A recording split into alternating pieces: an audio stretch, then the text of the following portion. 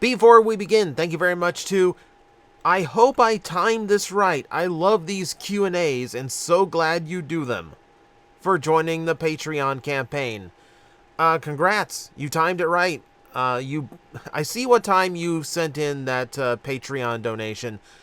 You happened to do it. You were banking on the fact that I was a night owl and you were correct. So, good work. You got it right. And thank you very much for the top tier contribution. You are due a request. Okay.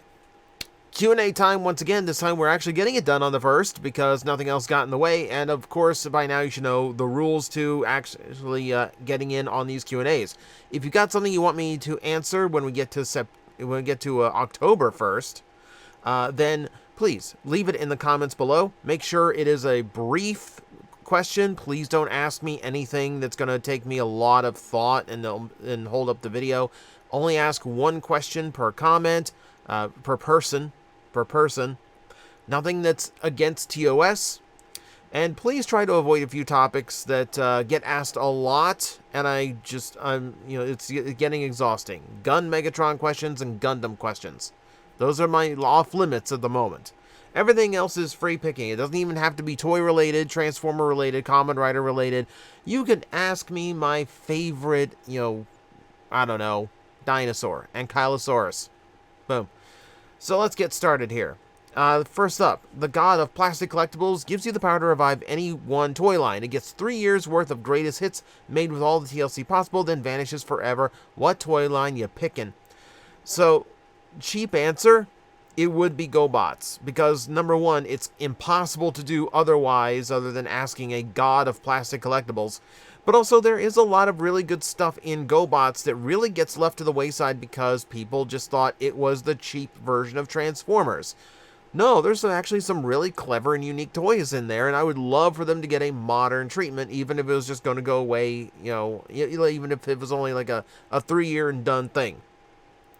So, and it's always good to have a little bit of competition, just to keep Transformers on its toes a little bit. Who do you think should be the next leader of the Autobots, excluding all the Autobots that had the Matrix? For me, Springer would be an awesome leader. That could go any direction. So, I mean, if we're going to do just the ones who didn't have the Matrix, then it's really going to depend on the continuity. Like in Marvel Comics, Optimus actually chose Grimlock to be a leader because that Grimlock was smart enough to actually lead the Autobots.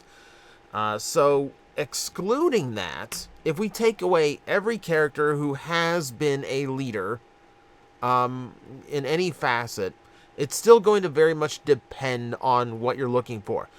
I feel like Jazz could step into a leadership role should he mature a little bit more because he's one of Prime's top guys. He's the closest to, operations. So if you're looking at some of the continuities, I'd say RC. RC is very capable.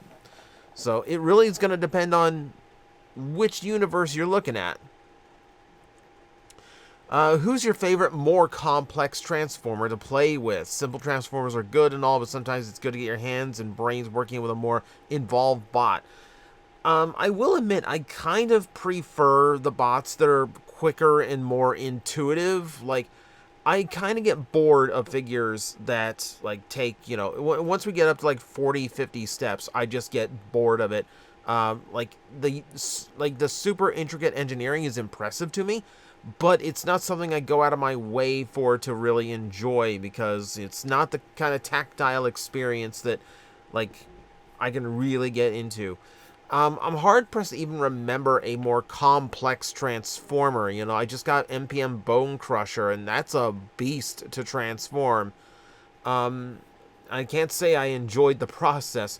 I'm looking at the Masterpiece toys I still have, thinking, was there anyone there that felt, appropriate and felt good? MP Ironhide is still really, I thought, complex, but really intuitive about it. See, the thing is, it's not about complexity, it's about if it's engineered in a way where it's easy to figure out despite its complexity. Those are the ones that I really enjoy. And you'll excuse me if it's hard for me to come up with an example at the moment. Do you think we'll see the 3 Omnibots again? It's a deep cut, but we did get 3 Power Dashers. So we got the Power Dashers because it happened to be the the weaponizers actually were well suited to turn into them. For the Omnibots, what makes it harder is camshaft. If I can, hang on. Downshift, camshaft, overdrive. Yeah, camshaft, because his body type is so unique amongst Transformers. No one else transforms like him. Like, we can get downshift and overdrive because they have more traditional body shapes. But to get a complete set, we would need a brand new mold for, Camshaft, who is an obscure character. There's really no one you could retool him into. So that's kind of lofty. That makes it very difficult. But we've seen so many others be done.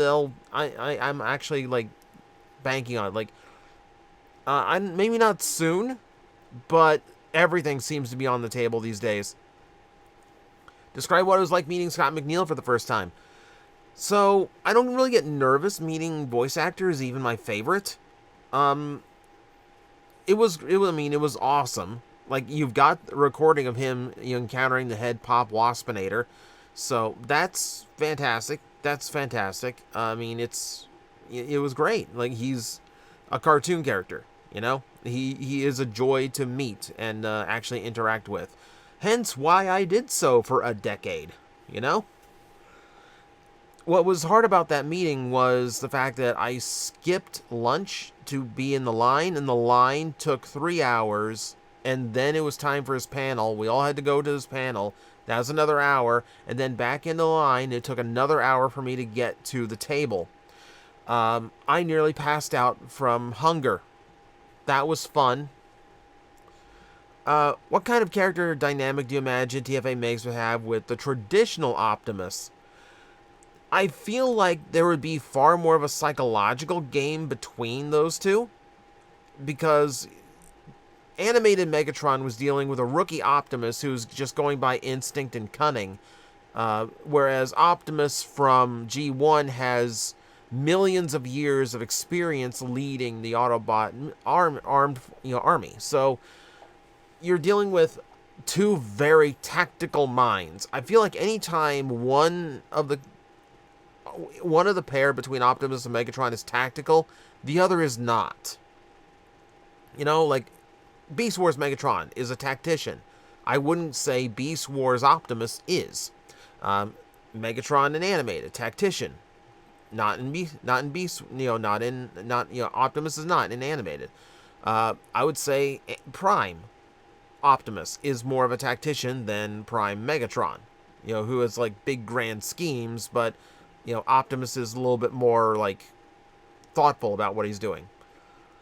It would be interesting, because I feel like it'd just be a counter to a counter to a counter to a counter every time that they did battle.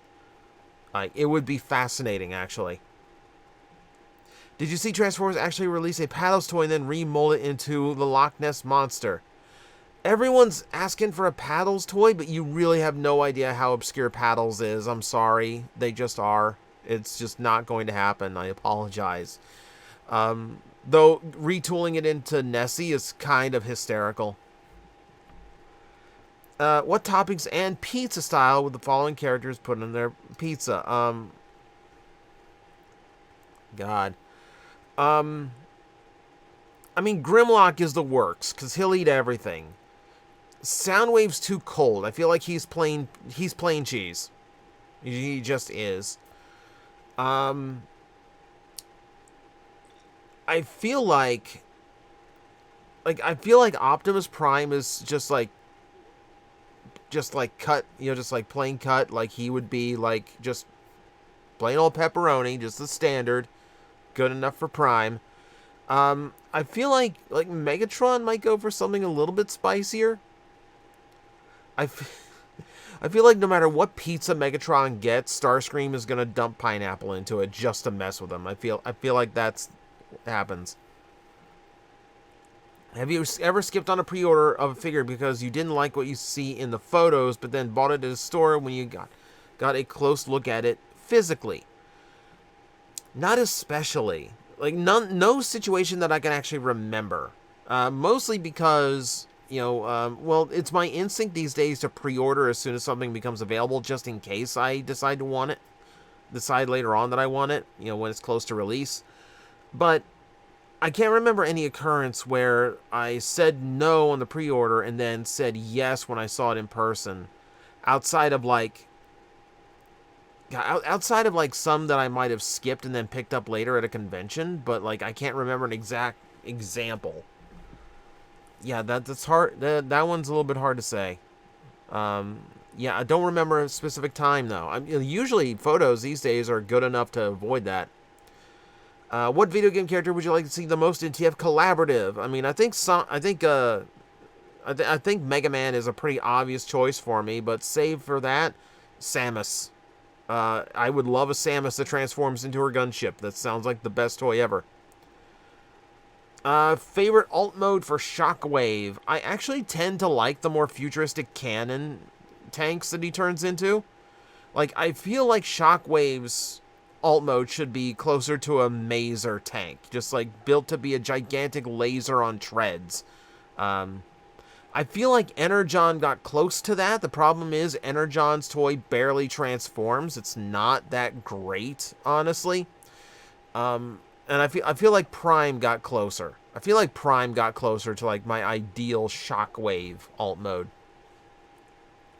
What character's alt design would you like to see come back in a G1-esque style? Animated Magnus, Armada Jetfire, things like that.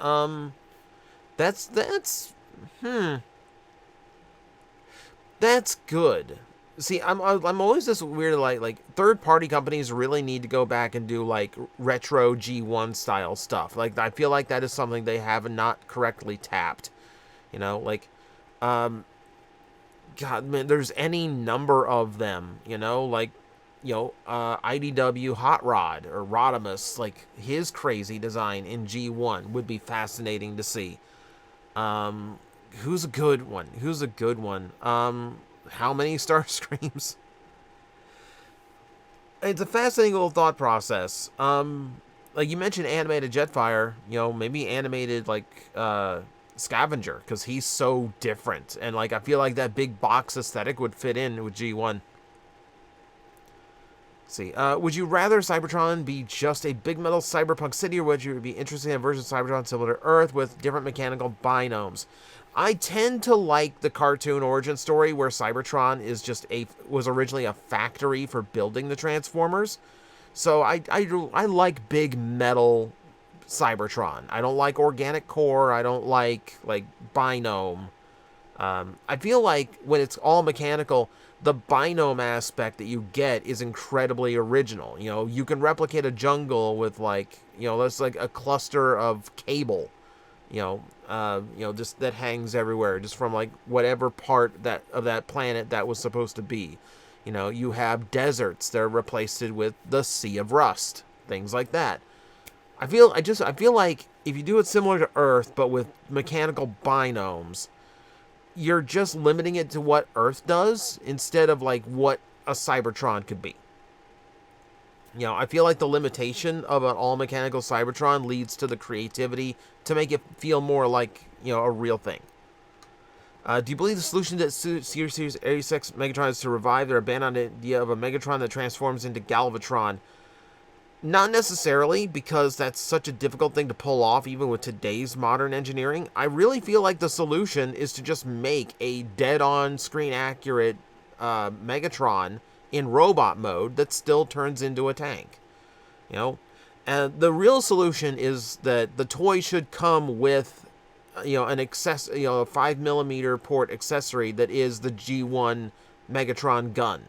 Just so you can replicate those. If you have the star screen, you can replicate the scenes from the shuttle, and Megatron still looks really, really good.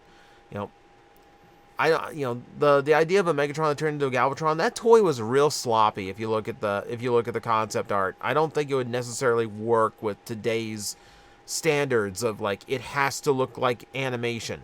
The key to that old toy is that it didn't have to look that way. It had to match the old toys, which actually made it work a little bit better.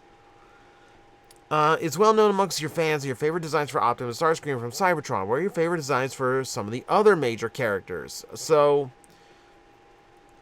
for Megatron, I do like the IDW take, not just because it's the Autobot, but just because it's such a powerhouse-looking Megatron. I really, I've always really liked. Bumblebee, I hate to say the modern Bumblebee is starting to grow on me. It's just like a mix of the movie and G1 styling, but I think ultimately I do still prefer the G1. For Soundwave Cyberverse, I really liked how Soundwave looked in Cyberverse. And Grimlock mostly stays the same. Like, there's not a whole lot of variation in Grimlocks. I'd probably still go with the original then, in that case. Let's see. Since they are seemingly trying to give us modern releases of all Optimus's legacy, do you think it's more likely for us to get a redo of the Energon Prime as a mainline or HasLab? So, you're talking about heft of the package, but I honestly don't think Energon Optimus would have any more heft to him than the Armada Optimus that we already got. I do like the idea that of like doing it as a HasLab, so you could do Wing Saber alongside it, and I do think Wing Saber would require HasLab budget to work. That would be cool. That would be cool. No, I think there is room to make a Commander class Energon Optimus. I really do. And given how successful the Armada one was, I think that actually makes it more likely. That said, if it's in HasLab, I think it's just because there's no room for it at retail. Like, I'm expecting Combiner torsos to take up the next 3 years of Generations Commander. So unless you want to wait 4 years for your Energon Optimus, it might have to be a HasLab.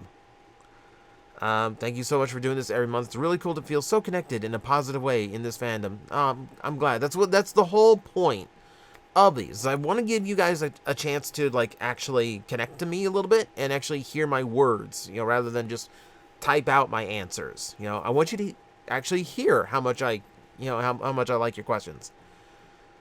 Even the ones that upset me. I know I get a little mean sometimes. I apologize. You're more likely to get a better, like, more upbeat answer in the first hour than you are in the final hour. Off the top of your head, if you could swap out a character in RID 2015 for another, who would you pick? Take out Sideswipe and put Fastlane in. That's not a bad call. Sideswipe in that series did get on my nerves just a little bit. See, that might be where I put in, like, a hot shot, like a Cybertron-style hot shot instead. Because, because Cybertron redid that character, you actually do have room for a Bumblebee and a Hotshot to share a show. And when you had that idea of, like, here's a younger Hotshot type character, Hotshot figurative, not the name, going up against Bumblebee, who used to be that and is now stepping into leadership, then you have a little bit of play. That actually would have left room for both to coexist in a very rare moment. Did you pick up Bop It Optimus Prime yet? Is Peter Cullen doing the voice? That's hysterical that Peter Cullen's doing it. No, I haven't. Actually, no, it's not Peter Cullen. I was already told, and he's posted a video to prove it. It's John Bailey, who's an old friend of mine, and who's like the replacement Optimus, the go-to replacement Optimus these days. No, I have not. I haven't even seen it anywhere, honestly. I've always loved the idea of Optimus using Megatron's arm in Skybound comics, so my question is, could it work with any other characters, like Starsaber using Deathsaurus' arm to gain access to all his weapons, or Optimus Prime using Megatron's T-Rex arm? I think at this point, once you've done something that different, I don't think you can just apply it to anybody. Like, I don't think you can just take an arm off of somebody else and slap it on and go, hey, look, it's this. Because everyone's just going to say you're ripping off what Skybound did. And you're just going to come off as derivative at that point. I think more interesting would be something like, okay. It would have to be more morbid.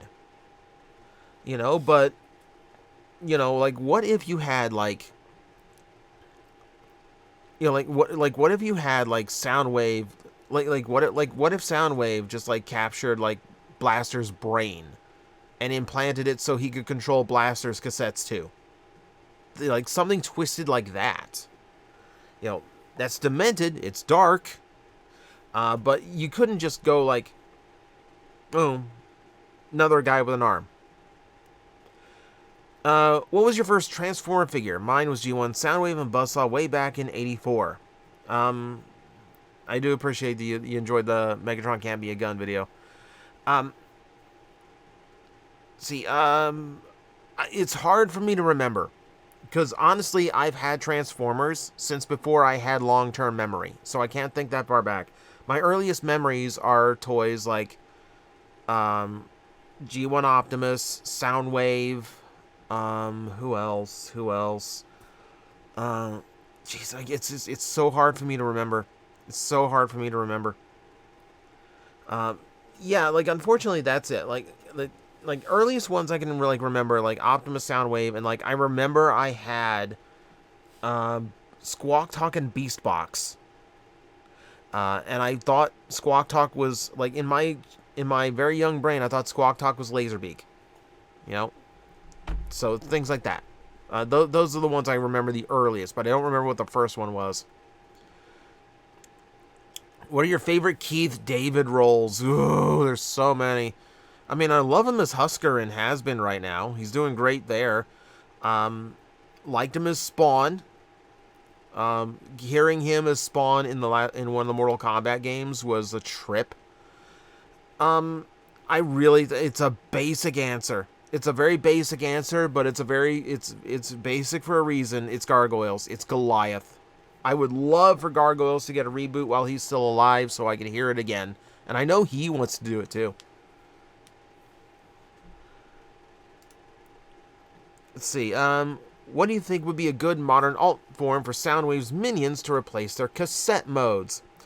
I had this idea a long time back where I wouldn't mind it being like smallish road vehicles. So, like, my idea was that, look at how Origin Wheeljack works, where when he transforms, he's just a big hollow box.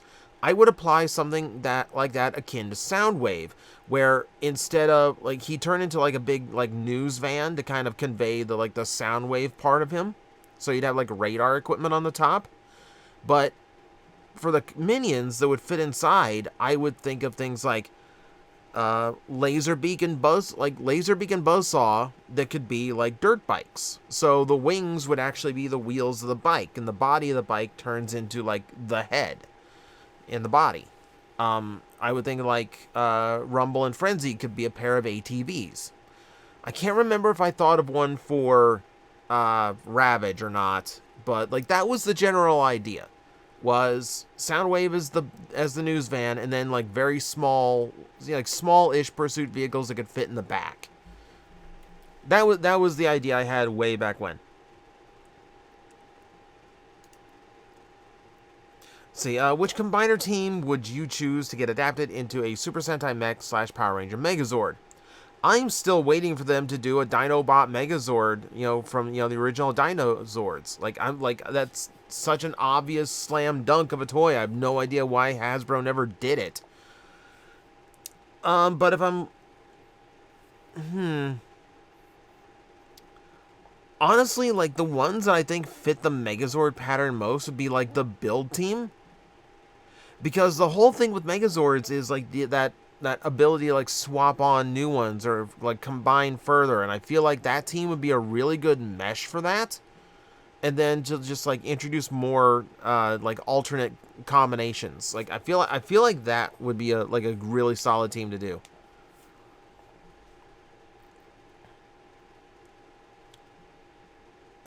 Did you manage to defeat your arch enemy, Algae Rhythm from Space Jam 2? The channel's doing better than it used to. So I guess, yeah, in a way, but, like, nothing's, like, exploded or taken off. Actually, the YouTube short I did for Blockies did really good numbers. So, yeah, the algorithm didn't stand a chance on that one. If only I was planning more YouTube shorts. Too bad. Is G1 Starscream supposed to be primarily white or gray? Comics, animation, Generations, and even Masterpiece seem to flip back and forth between the two. It really depends on what source material they are pulling it from. So, he's meant to be like a very light gray. That's the original G1 toy, and then he's a little bit lighter in the original cartoon. In the comic book, he's white because of printing limitations at the time. So, that one's where you get your, like, white Starscreams every now and then. And Hasbro does kind of waffle, and they kind of go back and forth, but ultimately when they go screen accurate, they make them light gray. That's supposed to be the correct color. Also, Kaiju Noir has some really cool independent comic books featuring his characters. Please go check him out. He's an awesome guy. Cheap plug. Would you think of an alliance of the Star Raiders and Quintessons versus the Autobots and Decepticons would make a decent new show? I do like the idea of, like, a situation where the Autobots and Decepticons are forced to work together. I feel like that would have to be, like, a Season 2 concept. And Cyberverse kind of did that with the Quintessons. That one, like, the Quintesson invasion in that show kind of forced Autobot and Decepticon together for a while. The Star Raiders, I don't necessarily know if the Star Raiders are, like, the conquering evil type. They seem to just be pirates in it for themselves. So, you might do better with, like a rogue DJD who thinks Megatron is gone against his own ways. You know, you might be like, if the Autobots and Decepticons made nice firsthand, then the DJD would take offense, and they would seek to correct that, and they might use the Quintesson's help. I think that's the better go-to. What's your guess for next year's HasLab figure? My real hope is they go back to Victory so we can get a Lio Kaiser, but it seems like they are more prepared to dance around. I like the idea of Energon Prime and Wingsaber as a pair, similar to what we're getting with RID, Optimus, and Magnus. I don't think the two necessarily have the size, because they would have to scale to Armada Optimus. I keep wanting to say Armada Megatron, but I guess that's true too. Like, they have to scale to the current, like, retail figures for, like, the Unicron trilogy. The reason we're getting RID Optimus as a HasLab is because he's much larger, you know, and he fits the size scale for HasLab. You know, he'll fit in with Generations, but, you know, he'll be a big boy. So, I don't know. I really don't know what the guess is. Part of me a long time was like animated Omega Supreme, but I'm starting to think that'd be more likely to be a Titan with what they're doing these days with Titans. It's so hard to guess because there's so much on the table now. I'm going to loosely put in Energon Optimus and Wingsaber only because I genuinely don't know what else you'd put in that slot right now. I genuinely don't know. Why do you think Transform and Rise Up is barely used compared to Transform and Roll Out? It's fascinating that it hasn't, because it's so good, especially if you take the more modern depiction of the Decepticons as like a rebellion unit against like a previously corrupt Autobot system.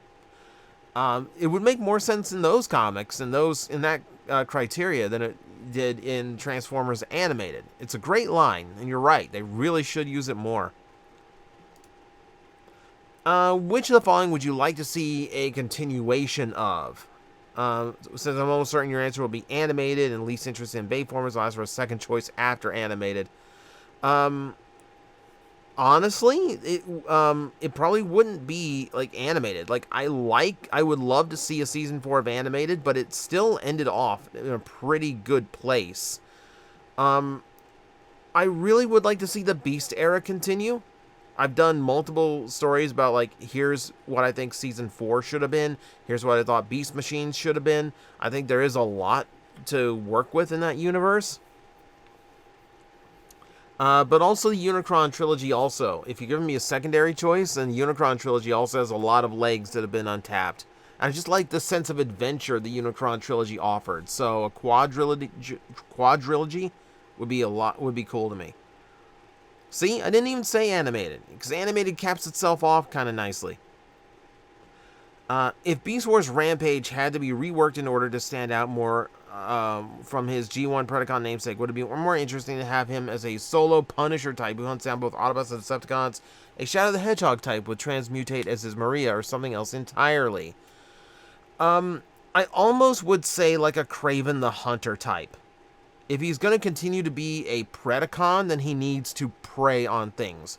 He needs to be the one that Megatron calls on to hunt down the most elusive of targets, because he knows that Razor Claw is the tracker that can get it done, and get it done in a far more brutal way if Megatron is particularly upset at whoever is fleeing him. So, there we go. That would be it. Also, Omegas. Well, he brought back the Omegas. That's been so long now. What size do you think Grimlock should be? In G1, he's a bit bigger than Optimus, but in Fall of Cybertron, he's almost triple Prime size. I do like him being, like, a head taller than Optimus Prime, because I don't want him to be a giant. I think that's a little bit too far. But if he's just wider and a little bit taller than Optimus, then I think he fits in that, like, I really could squash you right now and take over, but I respect you kind of role. Or like, yeah, like someone who could potentially be seen as like a leader character afterwards, you know, if Prime goes down. Like if we're going by Marvel comic Grimlock, you know. How OP would Mega Man be if he had kept all the powers from the previous games? That would be nuts. Keep in mind, the weakness weapons for a lot of Robot Masters is simply based on elements, you know, like the fire weapon's gonna hurt the ice-based one, you know, things like that. So if he just had like 6 or 7 fire weapons to choose from up against like Chill Man or Frost Man, they're done. They're done. Do you think the Skybound comics do what the movies should have done? In a lot of ways, yes. So they're about as gritty as far as like the robot and robot violence, but the Skybound comics lets the Decepticons live and be characters themselves.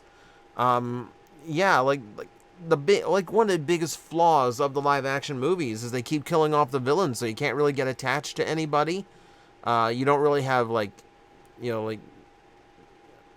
like any like reverence to the villains or anything like that. They're just there. It's unfortunate, you know.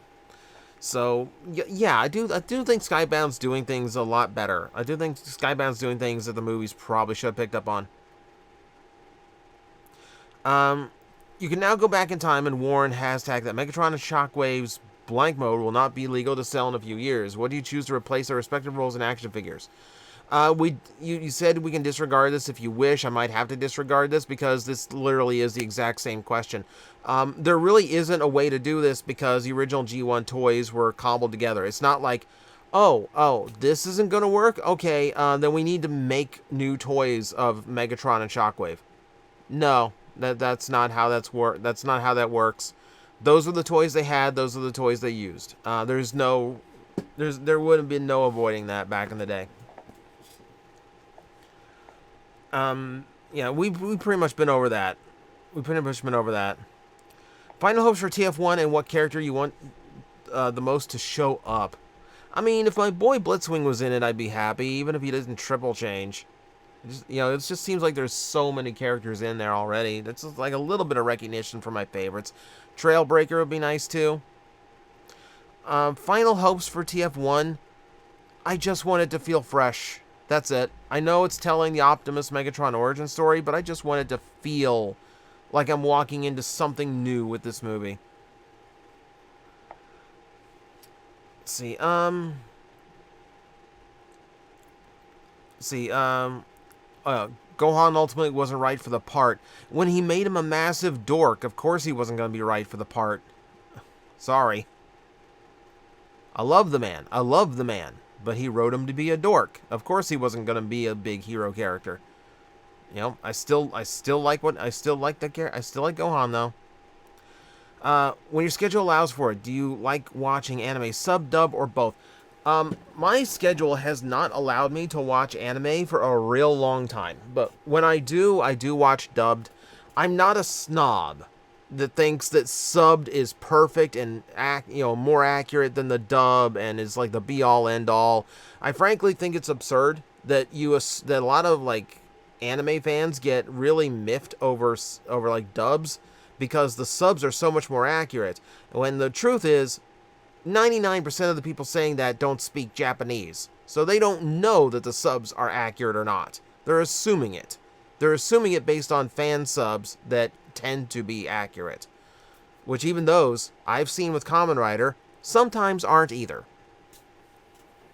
But for me, it's just, I want to be comfortable when I watch anime. I want to take in the visuals. So yeah, dubbed. I go dubbed.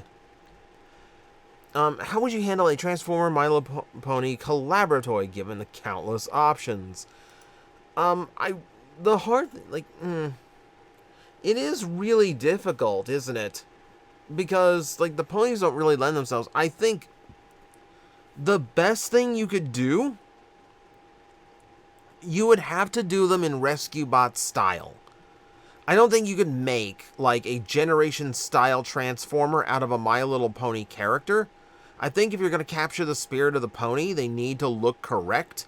So the robot needs to be something suited to that. And the more round, simple aesthetic of the Rescue Bot designs, that's going to fit a lot better. So I would go for around that realm. That would be the call. Did you know that when you search for your channel on YouTube, it autocorrects to TJOmega? I double checked this because I saw this question come in a couple days ago. It doesn't. Not on mine. That's entirely an algorithm thing. It's entirely based on searches in the past. For me, it does not. But that might be because I'm logged in as TJOmega. So it might be someone. It might be someone else. For someone else, it might be different. Understand, when it comes to YouTube, I'm still a very small fish. So if there is something similar to my name that is coming up in the suggestions first, does not surprise me. Favorite food? Man, like, depending on my mood of the day, like, I'm flipping back and forth between, like, a pizza and like a good cheeseburger. It probably usually defaults to pizza. I'm not complex. If I can get, like, an extra cheese pepperoni with red peppers, like red bell pepper, like roasted red bell pepper, I'm happy. Oh my god, it's so good. See, think about this, and I know it's not the reason why. If Cybertron and its colonies are massive planet names, it would be just usable like they're... our massive planets' names would be reusable just like they are on Earth. I'm not entirely sure what you're suggesting here. Like, I'm sorry, it feels like there's a few words missing. If Cybertron and its colonies are massive planets, names would be reusable just like they are on Earth. Okay, yeah. You are correct. On a gigantic Cybertron, there could be, like, 6 or 7 Bumblebees or Starscreams. We don't know. It does feel like that happens extremely rarely. Like fictions that actually touch on that possibility kind of like go bring like. And I think when like you're basically dealing with a massive factory that's pumping out Transformers in one way or another, whether it's a pile of sparks or whether they're just constructed, I think it's a little bit easier to figure out who's named what. Should there be another fan vote for what figure gets made? Absolutely. Like Windblade was like a revolutionary thing. I'm shocked that they have not repeated that. Like, the fan voted stuff got like progressively worse and worse.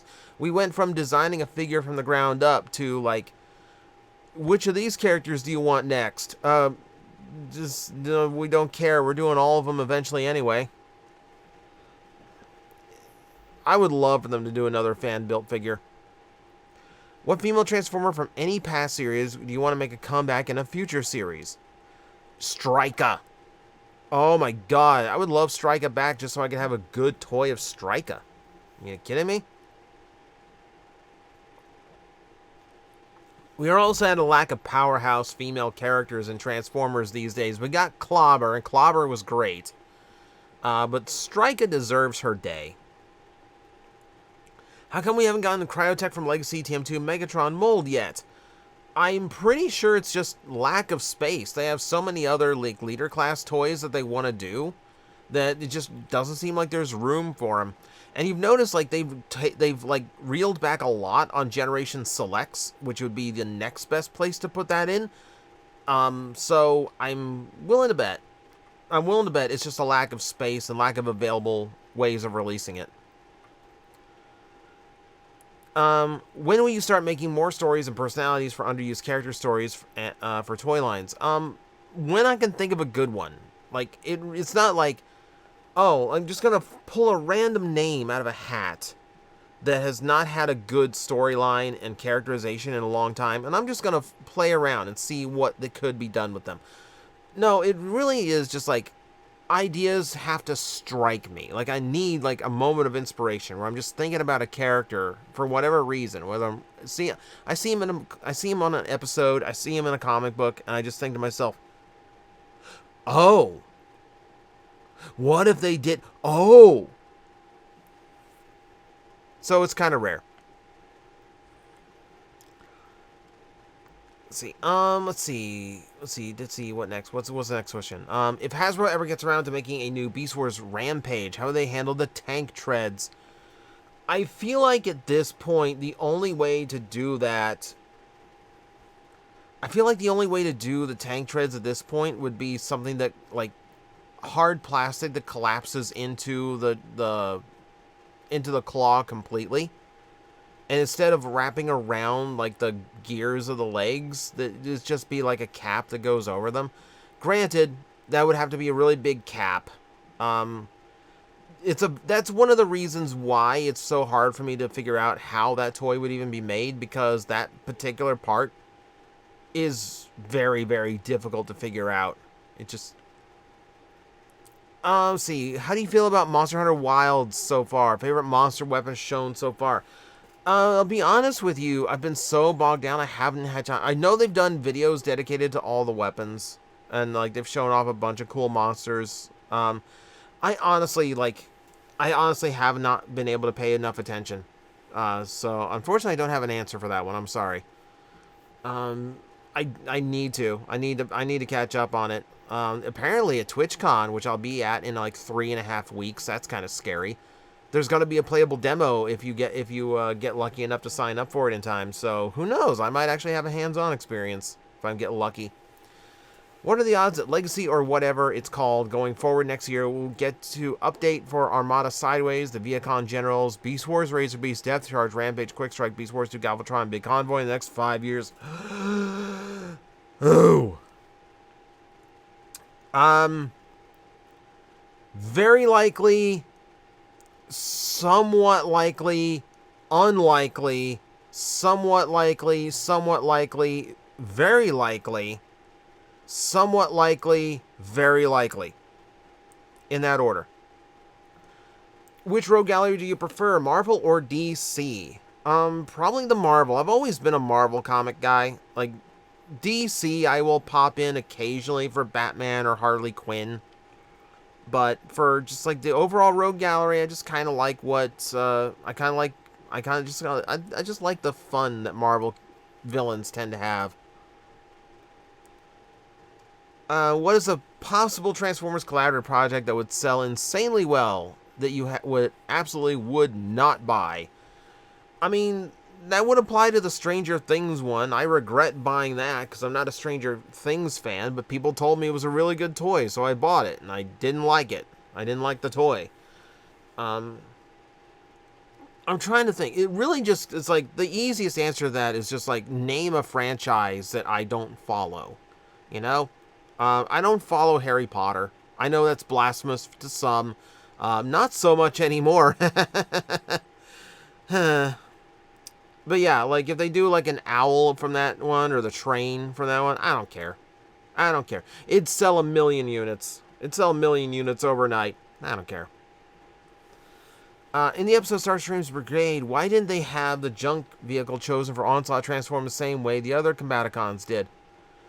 I don't know.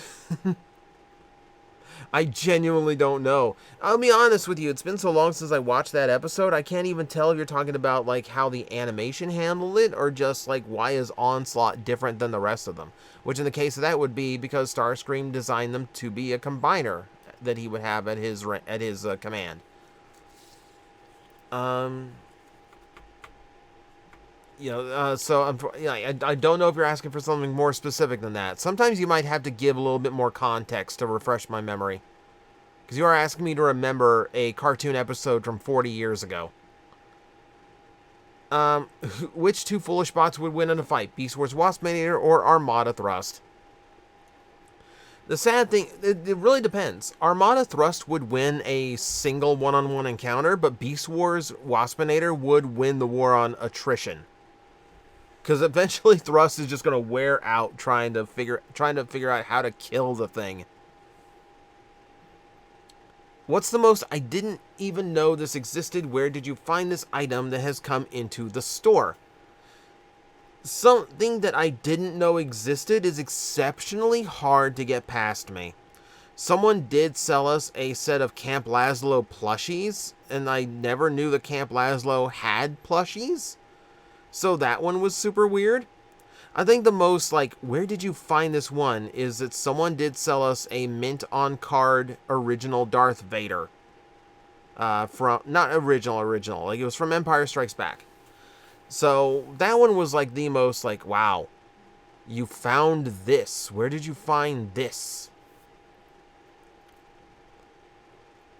If you could pick one crossover to be Titan class, what series would you cross over with and toy design? I'm not going to give you the toy design because there you're getting into, like, a lot more thought than I have time for in this video.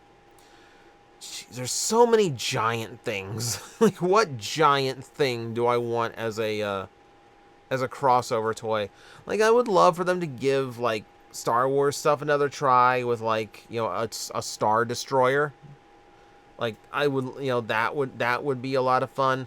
I'm trying to think, like, what would even be appropriate for a Titan class? I guess right now it would be Godzilla, because we're so disappointed in the Godzilla Transformer we're going to get. So, I mean, that one comes to mind the most. But that's just like a recency bias. If the recent Tidal Wave toy gets the US Toy Hanger Paint Shop as repaint, would the toy be put in Studio Series Gamer Edition due to it being an appearance he had in Transformers Armada video game? Most likely, yes. And it would be a great way of getting two Titans out in 1 year if they did it that way. I think they do it just for the sake of the branding, Gamer Edition, to kind of bring a little bit more gravitas to it. Which Autobot and Decepticon original character / new character with an old name from the Unicron trilogy would you like to see return? So, I named him before, and it's Scavenger from Armada. If you're going to hold me to that very, very specific criteria, because it's such a different take on a Constructicon, both in just mass and just character personality. You know, it presents, you know, it's a nice twist on the concept. You know, I'd love to see him again, especially because it means we get a good toy of him that isn't restricted by, like, the weird leg gimmick, like the walking gimmick. And I guess that would be the Autobot. What Decepticon? A new character with an old name, though I'd like to see come back from a previous series, from the Unicron trilogy. Trying to think, because we know we're getting a Wheeljack, so he's off. He's off the list. We got a Tidal Wave was a new name. I'm quick scrolling through a lot of them. You know what? I think the answer for the Decepticon side is going to be Cyclonus, because that would force them to do a Demolishor, and I want a new deluxe Demolishor. How comparable are Pat Lee and Ken Penders, considering they are hated in both communities for doing terrible things that have left a negative impact on the franchise. So, Ken Penders, he's mostly hated for not playing, not playing ball, like just being really like scummy about his work, and like he's hated because the characters he created for the Archie comics were legally his characters, because Archie did not correctly handle the contracts with him. So that's a different thing. Like, we don't like Ken Penders in the Sonicverse because his lawsuit, which unfortunately he had a right to, screwed up a lot of stuff. Pat Lee was just a horrible human being who didn't pay his company, took off with a whole lot of money, and just left a lot of artists unpaid. So we hate Pat Lee as a person. We hate Ken Penders for his unfortunate like decimation of what was at the time like a very involved and rich story and Sonic the Hedgehog world. What Pokemon team would you give Soundwave? You're naming a lot of them. Noivern, Bisharp. Bisharp is a little weird. Houndoom, Exploud, Jigglypuff. So, yeah, replicating replicating his minions is one part, and then going with audio stuff is the other part. Part of me would love to throw in an Audino just for how amusing it would be. Just for, you have with also, please remember TOS friendly. Don't even like censor it. Just don't put it in at all. Jigglypuff for fun. Yeah, you could do Jigglypuff for fun. You can do Audino for fun as well. You've got a good choice here. I don't necessarily think I would like mess with this. I even like how you threw in Bisharp because he could be red and blue depending on shiny. Character-wise, which Optimus Prime do you prefer from RID 2001, from Armada, from Energon, from Cybertron? RID 1 is a little bit too generic. He's just kind of like the hero character. Even in Energon Cybertron, honestly, from that one, it's Armada, because there is a little bit of depth to that Prime. Especially once you get toward the end. Like, that final battle with Megatron, where part of him, like, he can't admit that he enjoys battling Megatron, but he knows it himself, which is why at the end he says, like, he doesn't deserve to bear the Matrix. That's why that line is in there. So, like, he's got a little bit more depth to him. Okay, let's see, here we go. Oh my god. Oh my god. This is, whew. Okay, so a lot of this is just side note comment stuff. I am, like, just laser. It's not a matter of, like, I feel like I'm forced to buy it again because of, like, fear of missing out. It's more like, I really just wish they had done it the good way the first time. Okay, do you think bad storytelling can lead people to act negatively toward the toy line that said story is attached to, despite there is a lot of good things about said storyline? Yes, you mentioned the perfect example, Transformers Energon. Absolutely perfect example. The show is dull. There is a lot of just missing plot in that series, but the toys are actually really solid, and they can be a lot of fun. And I think a lot of people, I think Energon kind of goes forgotten because, like, Armada was the one that got us back to Autobots and Decepticons, and it brought a lot of new fans in. And Cybertron had this killer concept and design to it. And that Energon just got to be that middle child that's kind of forgotten. And it is, like, a lot of it is because, like, a lot of people didn't like Kicker. A lot of people didn't like Ironhide. I had so many people for years asking for Energon Ironhide for Plastic Addict. And I genuinely feel like it is solely because the character was annoying in the cartoon. Because the toy itself is average, but average doesn't mean it's bad. Despite what video game scores would have you believe. Oh, 7 out of 10? Oh, yeah, I'm going to wait for that to be on Humble Bundle before I get it. How would you feel about a Transformers movie/series that did something new, polar opposite to what the fans want? Characters are given the opportunity to look like the original G1 selves, decide against for being outdated and lame. A story where Orion Pax becomes Optimus Prime by attacking and killing Sentinel. I don't like those ideas at all.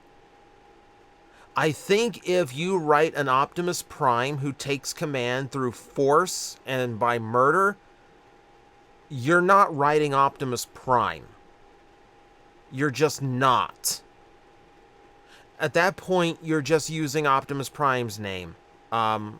That is, I'm sorry, a horrible idea. I would never want Optimus Prime to be depicted that way. Yeah, I really don't feel like polar opposite of what the fans want is a fanfic idea that would come across as like edgy and gritty and dark, like kind of like that. But on paper, the idea is terrible. And to do it as a movie or a series, you would kill the franchise. Like, you're genuinely making, like, the most marketable character in Transformers unlikable from the start. That's the wrong way to do it. That would never work. See, this is where we get into the part of the Q&A session where I'm a little bit meaner with my answers because my voice is wearing out. It's getting very late. I realize I still have a long way to go. And my head is buzzing from how long I have had to speak. If Hasbro were to experiment with a different color palette for a new Optimus Prime, what color would you like to see outside of the usual red? We did get that a lot. We did get that a lot. Yes, that Project Melody. Believe it or not, TJOmega enjoys a lot of things outside of YouTube that are not PG family friendly. We've had Has-Been Hotel questions. Hasbro used to do this all the time. We've had two-tone blue Optimus Primes. We have like blue and steel gray and like all that. Like we've had really cool-looking Optimus Primes that were not red and blue. And really, frankly, we've had so many at this point. I don't know if there's like a new color palette we could do for him that would genuinely look good, that doesn't already connect to something else. You know, there's a Bathing Ape Optimus in green. And it doesn't look bad in green. But, there's also been other, we've had other green Optimus Primes. One of the, like, Cyberverse Commander class Optimus Primes was green, if memory serves. So, really, there isn't really a color palette we can go to that hasn't been done, and that would still look cool, right? So, like, we've pretty much run the gambit. But, like, my preference is toward that, like, the Night Watch style, where it's a lot more, like, black and steel colors and then like two tones of blue. That looks really cool for Prime. Is there any character you want to see a new figure of that doesn't get mentioned a lot? Sunstorm and the Earthrise. I'm shocked that we have not had a proper Sunstorm. They kind of did like Nova Storm and the Rainmakers and just kind of called it a day and hoped that we wouldn't notice. Yeah, like that's one of the major Seekers that hasn't been done yet. Out of that mold, surprisingly.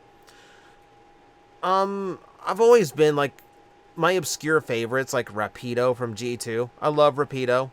I love, like, the BotCon extension of him. Like, he outranks you. He outranks everybody. I think it's such a fun little character nod. Yeah, like, there's plenty of, like, offbeat characters that never get that don't get mentioned a lot that I would love new stuff. Where's Nightbeat? Where's our new Nightbeat toy? How long has it been since we had a Nightbeat? Do you think Commander Class Armada Optimus Prime would look good as Clench? I really want that Fans Hobby one that is Clench. I think that works way more than it should. I really want that Clench if I can get my hands on it. Like, I think that's one of those that sold out at the show and never came up on TF Source, so I've never had the chance to buy it, and I'm scared of looking what it's going to cost on eBay. But yes, I think that looks awesome. It shouldn't work, but it does. I want one badly. I don't know if we'll get one from that Clench.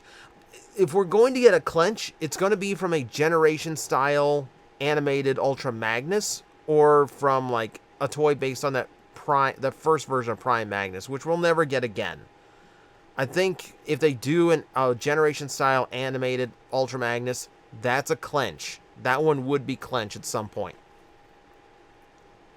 Do you think a Dung Beetle would be a good Beast Wars type transformer? Maybe the Beetle would be Headmaster and the Dung Ball transform into the body. I cannot imagine a point in my life where I would want to buy a toy ball of poop. It's a kind of funny idea, but at the same time, you are literally playing with poop. No. I don't think that would work. I would much rather just have a cool beetle transformer. Give me a scarab or something. If the collaborator line continues evolve, do you think we see them collab with brands from the 80s, like if they're used for band mascots, like Snaggletooth from Motorhead, Eddie the Head, Iron Maiden? See, the hard part is a lot of those are like symbolistic, or they're humanoid in shape, and then you'd have to come up with what they transform into, which that would be a little bit more difficult. Can you get them to transform into a guitar? I don't know. Musical mascots is a little bit different because Transformers aren't really known for like copying mascots. The collaboratives we're getting now are based on famous and popular vehicles from other fictions, because Transformers, first and foremost, is a vehicle-based toy line. So I don't think they would go in that direction. I don't think we could see that. You know, I think more likely we would see, like, if a band had like a famous tour bus, that would be a Transformer. Since Transformers is getting a Beyblade collab, do you thinking they could get one in with Bakugan, since little transforming items? I don't think you would, because they're so similar. Like, the same reason, like, we're getting Beyblade because Hasbro and Takara are involved in Beyblade to an extent. So no, I don't think you get Bakugan or anything akin. Mostly just because, like, if it's a transforming toy line from some other company, Hasbro's just going to look at that and go, we can do that ourselves. You know? They're not going to cross over if someone's doing something similar to them. If you could be any component to a combiner, which combiner and limb would it be? I don't want to be a leg. I don't know what combiner it would be. Like, Computron would be the easy answer. Like, in my head, I'm just like, don't let me be a leg. Let me be an arm that does the punching and the gun shooting and the fun stuff. Don't let me be a leg that has to hold up the weight of everybody else and step on things and all the unfun stuff. Why do jets and cars from Cybertron need cockpits and windows? They don't. I think the best guess I have, some people have suggested that, like, maybe for mini-cons or something like that, but that's never been established in any kind of fiction and doesn't really make sense in most fictions. I think what we see as a cockpit on a vehicle mode for a Transformers just equates to their eyes in vehicle mode. Yeah, it is mostly like eyes, or I guess in this case, like a sensor array. Whereas it just like turns in, it's what they see out of, essentially, for lack of a better example. That does kind of exclude things like tanks that don't have that. They do have viewports. Tanks do have viewports. It's very few vehicles that this wouldn't apply to. So I'm not going to overthink it. I just think it's just their visual array. How do you feel about a Sentai changer with miniature pass changers for the collectible game? That's a funny idea, but the changers are so radically different in shape, I don't think that would genuinely work. Like, for an extent, like for all the wrist-mounted ones, that could potentially work because they're all kind of a uniform shape. But then, like, if you've got something that looks like a Zeonizer, like a Zeo Ranger Morpher here on your arm, and that is like the gimmick is like a little, you insert the Zeonizer, and that's your changing gimmick. What do you do with a Gabu revolver? What do you do with the swords from Shinkenger? I think that one gets a little bit too hard to adapt. What's your favorite triple changing TF toy? Only one robot mode, only two alt modes. Thrilling 30 Springer. Thrilling 30 Springer is a fun one. I'm trying to think, like, because there's so many Transformers that have 3 modes now. You know? Like, it depends on what your classification of a mode is. Like, I could go with Scorponok, you know?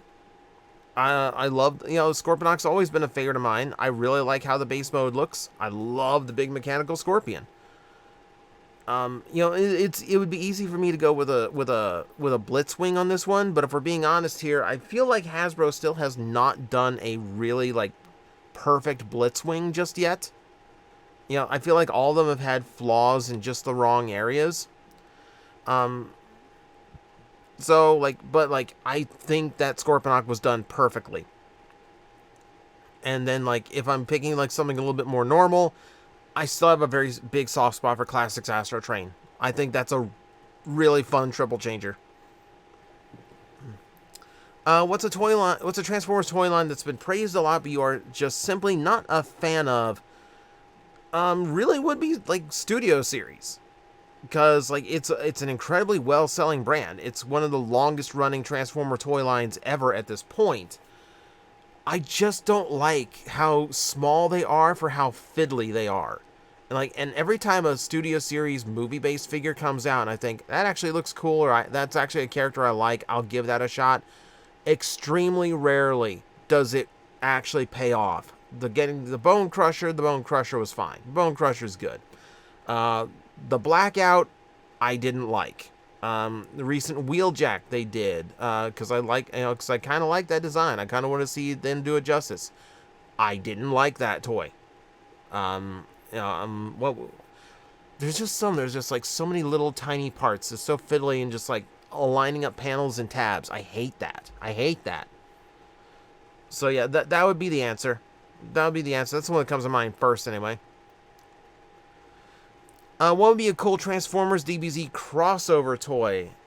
If you could get probably one of the Capsule Corp ships as a Transformer, or no. Frieza's ship. I need Frieza's ship transforming. Like, I need the evil version of Cosmos. That's where it is. That's where the money is. Is a retail release of Armada Jetfire even possible? At the very least, for the combined mode, it would require clever engineering to replace the push tab system. So, you absolutely could. Like, keep in mind, we had a fully transforming set of legs for Optimus Prime already. So the connection points can be done. And Armada Jetfire was done once, and really at that point, all you really need is to improve his articulation, maybe like improve his connection to himself a little bit, so because he is kind of like a little bit flimsy. I don't think you have. I think the key to that design is on a modern version, you don't have to hollow him out as much because they're not going to bother with the Minicon integration of like a space inside for a Minicon to hide in. You're not going to get that. So that would be my guess. Yeah, I don't know if you could get it into a leader because leaders are so small these days. I think it would have to be a commander, but you'd bulk out the commander price point with either like a batch of Minicons or some other side character to go with them. You know what you would do? You would bulk it out with a set of the Astro Minicons. That's what it would be. It'd just be like an upscaled and more substantial version of that set. So it all still plays together. Considering Microchange had 2 other gun robos available, why do you think they were never picked up by Hasbro in 84 and 85? So, probably because they didn't want to tread on Megatron. Just to keep that character design and all that unique. Also, I just think, like, the others probably were not, like, as good. So, like, Megatron works because of all those extra accessories they designed for him. But, like, Browning doesn't have anything extra to go with him. He's just a little tiny pistol toy. which they could release, but then again, he just kind of looks like Megatron. Even if you recolored him, he still just kind of looks like a weaker Megatron. And then you had the Revolver one, and I think the Revolver one is just the worst looking out of the three. I think that's the only reason they weren't interested in it. You know, there's a few like micro change figures. There's a few that didn't really work out, just because like they just didn't fit the mold. See, now that we have the TMNT Party Wagon and kit crossovers, are there any other iconic vehicles you'd like to see as collabs?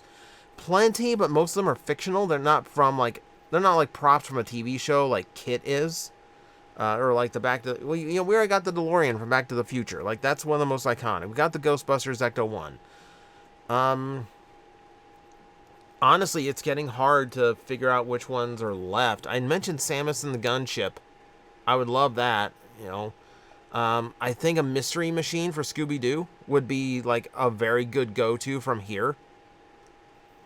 I think that's as close as I could get to a sensible answer for that one. If you were a Transformer toy, what would your gimmick be? I would be a Headmaster. I love the Headmaster play pattern. You know, I don't know what I'd transform into if I was a Headmaster, but I like the idea of like a pilot figure that can stand around on the vehicle.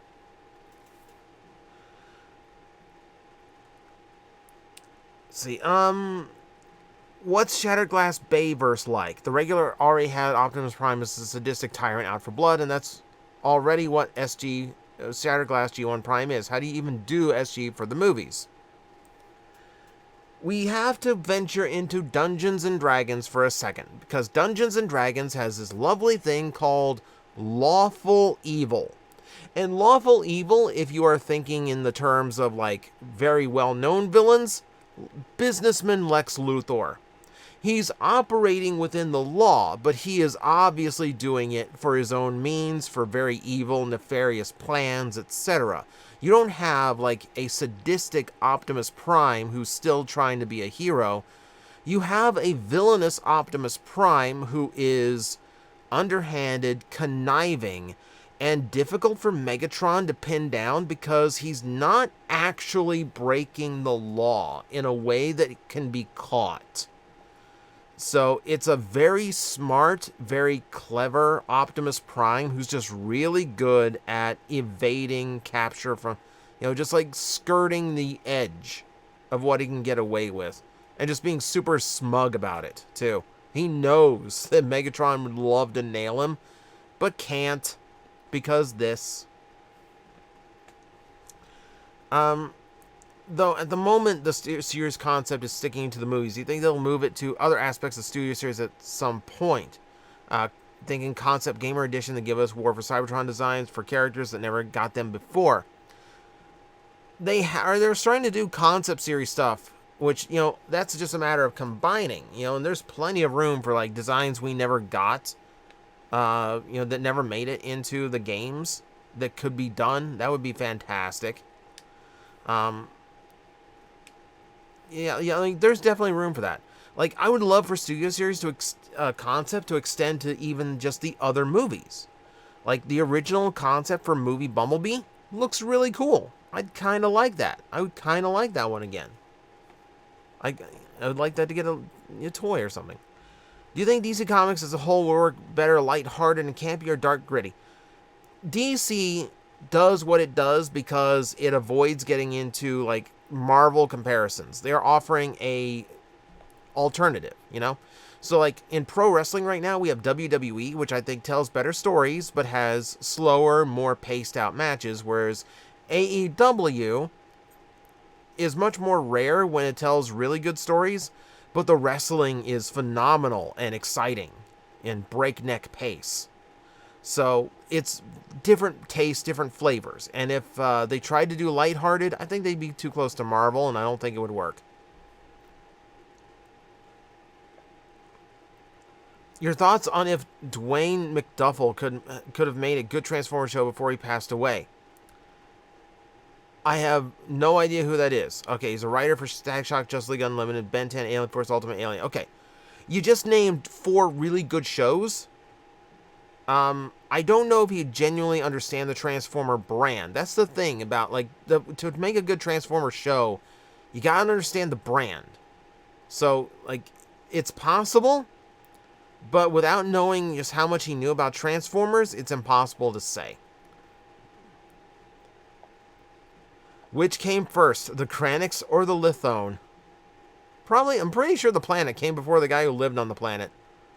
Just saying. Do you think we should get the Dinobots that didn't make an appearance in the movies? Well, we did get a Snarl. Slog, Snarl, Slash. You see, we've gotten so many Dinobots now, I didn't realize you were talking about the movie, like the Bayverse Dinobots. Frankly, if they're going to do non-movie Dinobots, like toy-only Dinobots, I think there's too many characters that deserve toys first that were only toys in the previous movie, for the previous toy lines. You know, Breakaway comes to mind. Dispensor comes to mind. Things like that. Like, I think we got a priority list before we get to the Dinobots. I think for now, just stick to the ones that were on screen, and then, like, experiment with if, like, toy-only movie characters would work in studio series. See, what has been your craziest, most interesting wildlife encounter? So, you say it's because I'm from Florida. Believe it or not, I really don't have any, like, interesting or wildlife encounters. There are a couple times where I catch a tortoise trying to cross a street, and I will stop my car or block traffic so I can carry it across. That's pretty much about as wild as my animal encounters get. Which, by the way, if you're going to do so, if you're going to do that, if you're in that situation where a tortoise is trying to cross the road, and you would like to help it along, number one, don't try to take it to a water source. It's not lost. They are very instinctual creatures. If they are going in a direction, they know where they're going. Two, do not hold them by the edge of the shell, because then all of the weight of their internal organs are hanging off the underside and the connective tissue between them. Always make sure you got your fingers on the side, on the underside of the shell, around the middle to evenly distribute the weight. And just take it in a straight line until you get to grass, and then let it go about its day.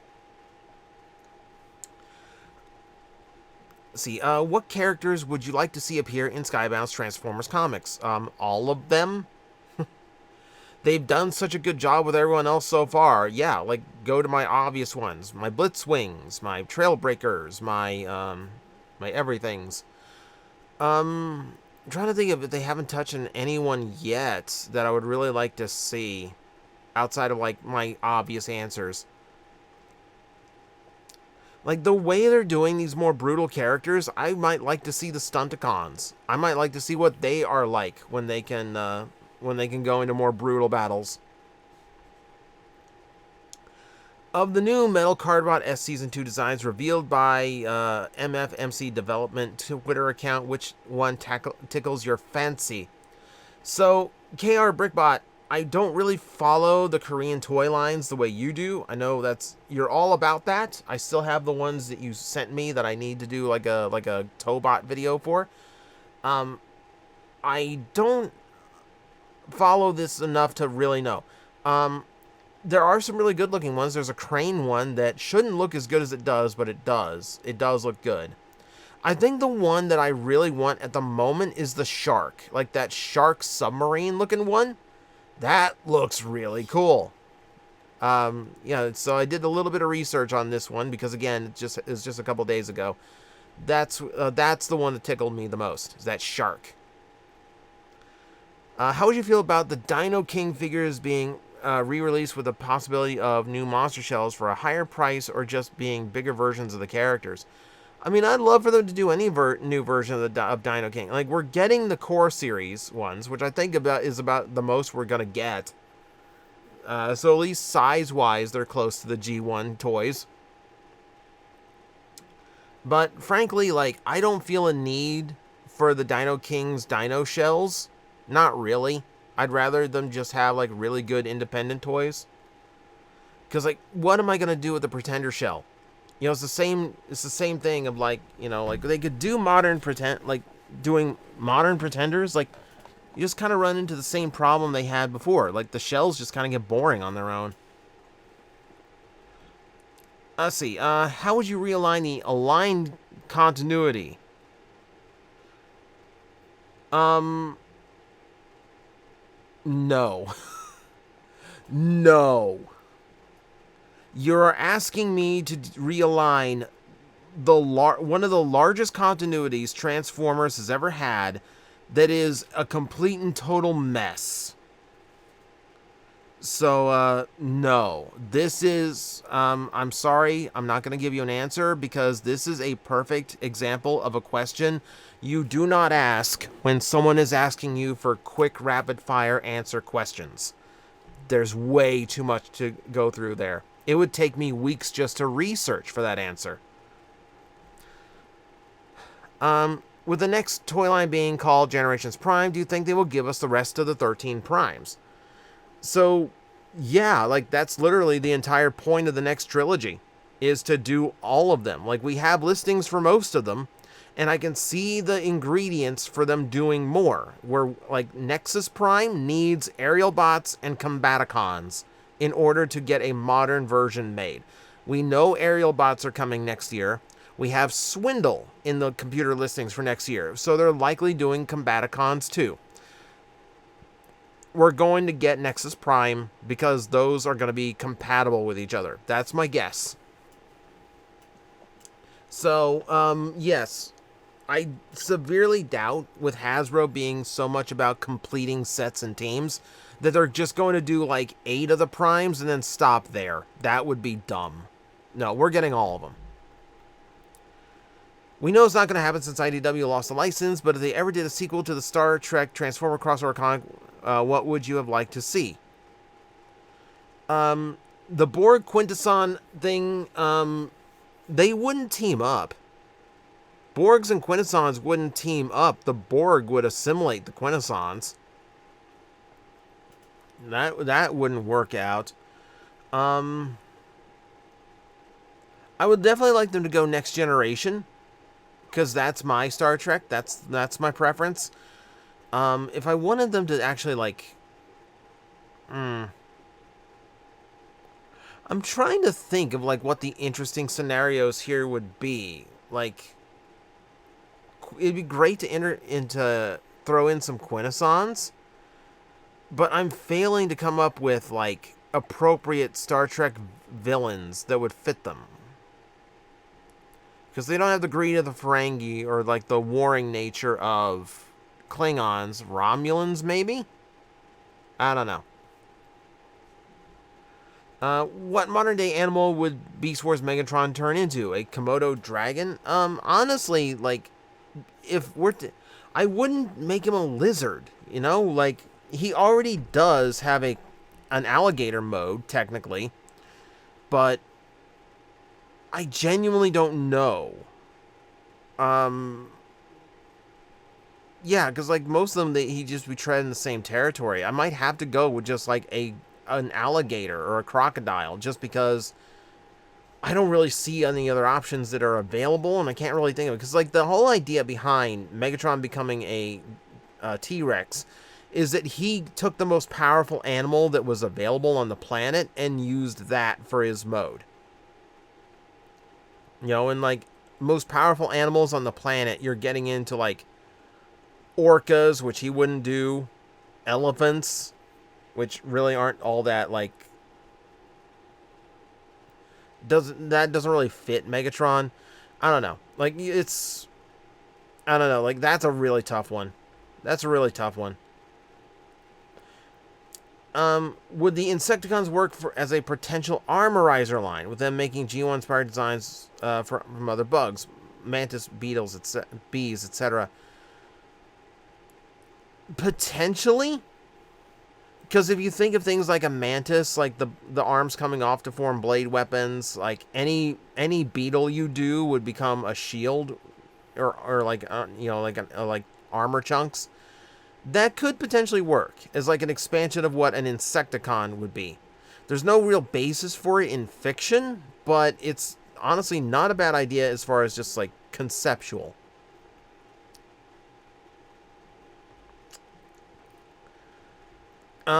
It's funny that right now still get a loose headmaster mold or the evolution gimmick reissue. Let's say for no reason they include it in the current line, a combiner limb. Who would you like to see? I'm gonna be honest. I'm not entirely sure what we're asking here. They include in the current line a combiner limb. Who would you like to see? If I'm trying to think of like, just like, let's just throw a random combiner character out there and just throw him into a toy line, just to see what happens. We're getting Swindle, which would be a very high pick for me. Beyond that, probably like Afterburner or Lightspeed, because those were like childhood favorites of mine. I'm trying to think of a more interesting answer than that. Yeah, I'm trying to think of who would be a more interesting answer than that. I might have to go with that because I don't want to like default to Technobots all the time, but like that's where my brain goes. Jeez, like maybe Drag Strip. Well, we just got a Drag Strip. What am I talking about? So I recently bought a Leader Class Armada Megatron for $24. What is the best deal for a figure you wanted? I mean, free. Free. You're looking. The big orange guy back there is the best deal I ever got. Because he was free. Thank you very much. Thank you, Aaron. Thank you very much. No,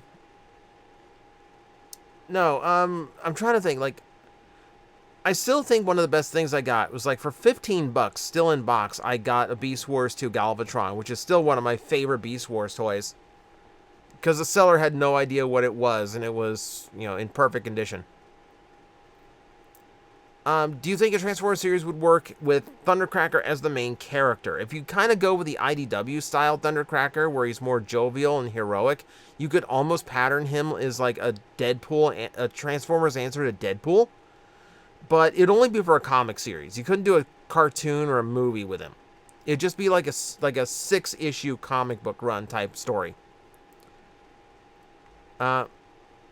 Do you think a brand new Transformers continuity AU with a strong anti-war segments and message similar to that of Gundam with a maturity right? We're asking a Gundam question, technically. So, you're basically asking if we told like a hardcore war story with Transformers, like the horrors of war, etc., etc. I don't want to see that. I think you're getting way too serious with the concept. That's a G.I. Joe story. You're telling a G.I. Joe story. That's not a Transformer story. We're getting a little bit of touches on that in Skybound. I think that's about as far as it needs to go. Yeah, I don't think it's Transformers' place. I don't think that works. In terms of power-up items for Kamen Rider, do you prefer belt attachments to change the appearance of the driver, or devices are separate from the main driver, like Drive? Honestly, it depends on how much I like the belt. Like, if I think the belt's on the... If I think the gimmick of the... Like, attaching... If I think the gimmick of the belt is fun, then yes, attachables. I don't know. Like, it really just depends on what the toy's gimmicks are doing. Like, if it suits the gimmick better for it to be a separate piece, a separate device, then that would be more fun. You know, that's kind of like a weird... like conditional question there. Since your stance on third-party figures has changed, what is your opinion, if any, on Dr. Wu's Micromaster scaled figures? Haven't seen them, can't say. Sorry. A legacy / whatever comes after if Tripledacus, what do you think the odds of getting one are? If we haven't gotten the Magna Boss by now, I think the odds of getting a Tripredacus or his Beast Wars second counterpart are actually pretty low at this point. Because, like, Magna Boss is just going to be way more marketable. Especially in Japan. So, like, if we haven't gotten one of them yet, yeah. Favorite Dino Transformers. The recent Scar is a good example because Ankylosaurus. Let's see what else. Swoop was always my favorite Dinobot as a kid. From the more like modern movie ones, I really like Scorn, the Deluxe Scorn. I like Deluxe Scorn better than Voyager Scorn. I'm gonna go with those three. We'll go with those three as the answer there. What's Unicron's reaction to Tornatron? Is he jealous or what? I think he's drained. I think Tornatron just becomes like an omnipotent being after he drains Unicron. Because we've seen that like there's no fighting Tornatron. There is only outthinking its creator. I don't think Unicron would be jealous. I think he'd just be lunch. See, is there any other indie anime shows that you watch?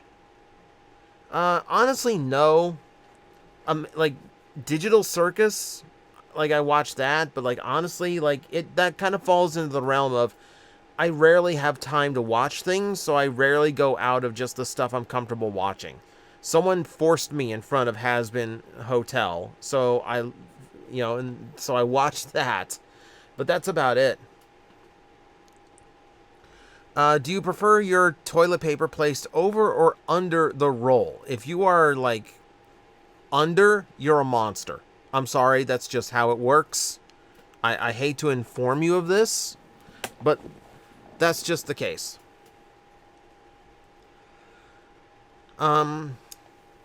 If you had to pick any Linkin Park song to have been the outro of Age of Extinction, which one would it be? I haven't listened to Linkin Park in a long time. I don't think any of the like easy answers off the top of my head would answer. So unfortunately, I don't think I have one for that. Because really, even Linkin Park didn't. They just like, it was just whatever their recent single was. It was basically just that.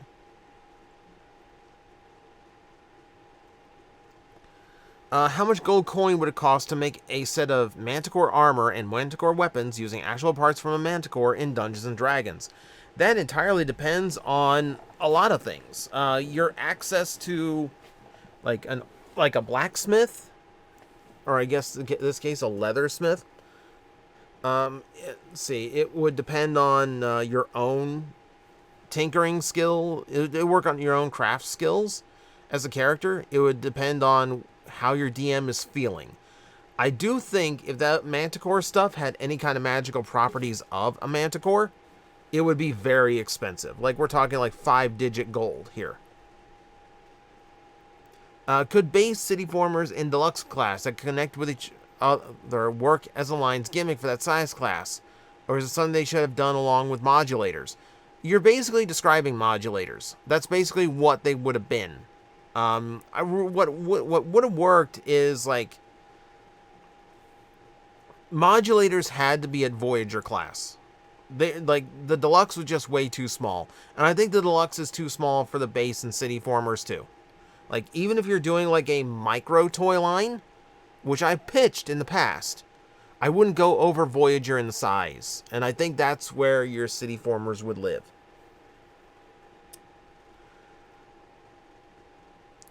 Let's see. I remember you teased a review at the end of a video for Great Bond Gone, assuming CM Corp's version given the time, but never saw a review come out. There's a story behind it.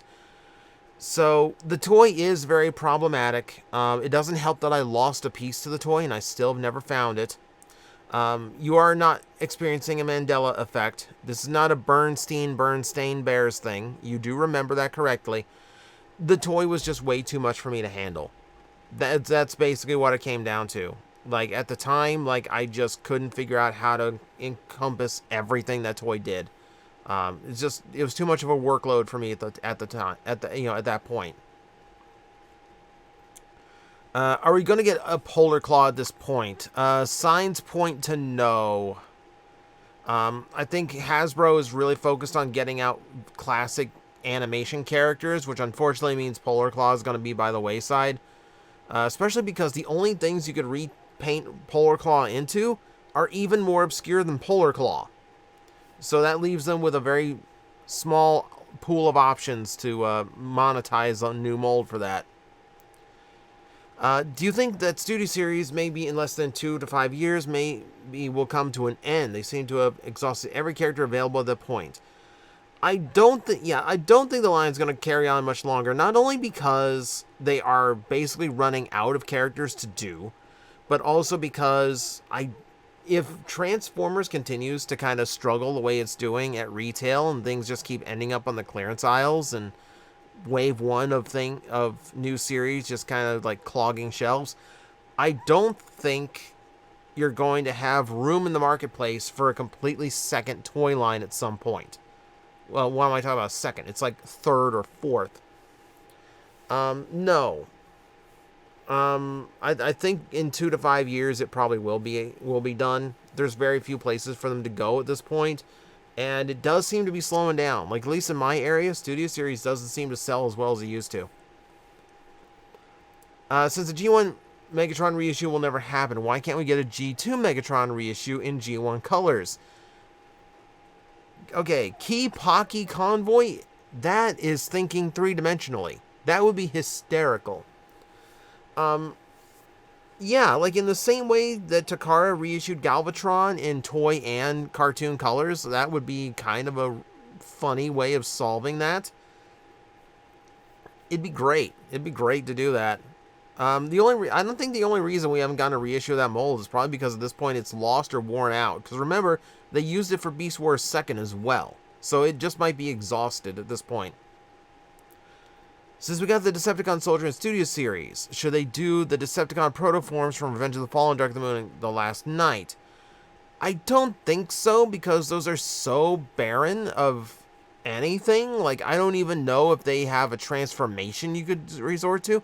I think those are just end up being very dull. Just very boring toys, honestly. Yeah, like, there's better things they can do than that. Is there any Transformers character you think would make more sense at a larger or smaller scale than they're typically depicted, similar to your stance with Tidal Wave? So, I've heard a lot of argument for Broadside being all different size classes at this point, and a lot of them make sense. I don't think he'd be a Titan, but I think you could go as high as Commander with him. Trying to think here. I still want like IDW Fort Max, who would be leader class, and I still want a Scorponok that's more like G1, like Marvel G1 scaled, so like Voyager or leader class, so he's the same size as a large Optimus Prime. That way I can have like a cool Scorponok that sits on my desk and feels substantial. Those would be my guess, because like Scorponok in most fiction does appear at normal Transformer size. In the original Marvel comics and in the Netflix series, he was, or not Netflix he was giant. I'm thinking the IDW comics, but like most often Scorponok is normal sized, but we've never had an official toy to replicate that. What if the Great War didn't take a pause when everyone's in the Ark and Nemesis were in stasis and the remaining Autobots and Cause landed on different planets? By the time the main cast woke up, war had been reached the entire universe. So, the war did continue. We know because we know Shockwave was battling against Elita 1 for a lot of that time. And we genuinely have no idea just how many Autobots and Decepticons died in that 4 million years. Like, just because the leaders are gone doesn't mean the war stopped. What you have to remember is the whole reason that the Autobots and Decepticons left the planet was in search for Energon because they were desperately low. You're not going to have a galaxy-spanning war in this situation because there are no fuel resources to expand to the rest of the universe. You know, and for all we know, those were the last ships that had the power to even leave Cybertron. So, I don't think that technically happens. If you want the closest you're going to get to that, Transformers Cybertron. That one kind of does it. Dana Terrence has shared the ingredients for real-life apple blood. Have you tried making it your own brew yet? No, I have not. I've got a whole cookbook I bought, and like a year ago, that I still haven't made anything from. So, yeah, I'm very bad about that. Have you ever considered occasionally doing a stream instead of a video? If I did a stream, it would designate the time that I have to do it. And a lot of times, I don't really have that luxury. You know, there are days where, yeah, like I'll make a video the night before and then post it. There are some days where I'm flying by the seat of my pants and I'm recording, editing, and posting a video the same day. Right now, it's past 3 in the morning. Because this is the time I have to actually sit and talk in front of a computer for this long. I've thought about doing like the Maxwell Dude thing, and having like certain formats that I can do on live stream and then chop up into videos. But I haven't really thought of anything that would work really well. Like, a part of me thinks like it might be fun to do like a tier list thing that on stream that people can get in on. The hard part about doing it as a stream is the unpredictability of it. All it takes is someone doing one like copy pasta or dropping one slur or anything like that, and the chat box would just be gone. The chat box would cost me like monetization on a video. So there's a risk to it too. You mentioned that you have a stack of Laserbeaks at this point. I have a brand new Leader Class Soundwave pre-order. I very much like a Laserbeak to add to his complement of cassettes. Would you sell one of yours to me, pretty please?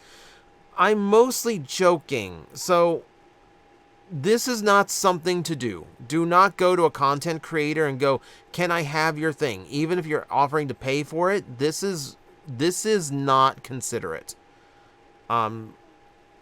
Keep in mind, I have a stack of Laserbeaks because they all go to other toys. If I sold a Laserbeak on his own and I wanted to move like a Soundwave or like the Laserbeak Ravage set or something on its own, I'm now out money. Like now it's harder to sell because it's incomplete. So no, I'm not. You know, so please don't. This is not. In fact, I'm gonna make an example of that and delete it. Don't do that to any content creator. That's just not considerate. And this isn't the place for that. This is to answer actual questions. You know, things you're curious about, not asking for toys. Let's see. What Heisei Kamen Rider would be the best for Transformers crossovers? My go-to would be Kabuto, because you could just turn Insecticons into Zectors all day, every day. And then just retool heads to have Kamen Rider style heads, and you're done. You're done. I think that's probably the easiest one to go to. When Hasbro makes an official IDW Megatron, an Autobot Megatron, what do you think about the idea of the figure including a faction switching gimmick just like Siege Jetfire? So for anyone who don't know the IDW version of the character, you can switch their copy to be Autobot or Decepticon based on their preference. Honestly, if you don't know that design is Autobot Megatron, then, like, I'm sure someone would buy it, but, like, the better solution would just be, like, a sticker that you could cover the Autobot symbol with. The thinking man's solution is an attachable Decepticon symbol that, you know, similar to what Megatron did when he took Tarn's mask off and put it on his chest. Similar to that. So you have an accessory that is actually Tarn's mask, but it attaches on top of the Autobot symbol to make it look like he's a Decepticon on a shelf. So the people who don't know IDW think, oh, well, they've included this Decepticon accessory, so I can switch him to a Decepticon. But the IDW fans, we know.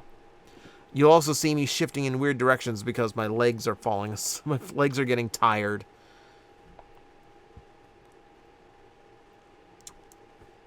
Do you think Hasbro and or Takara would reach out to Trigger in any way? Oh.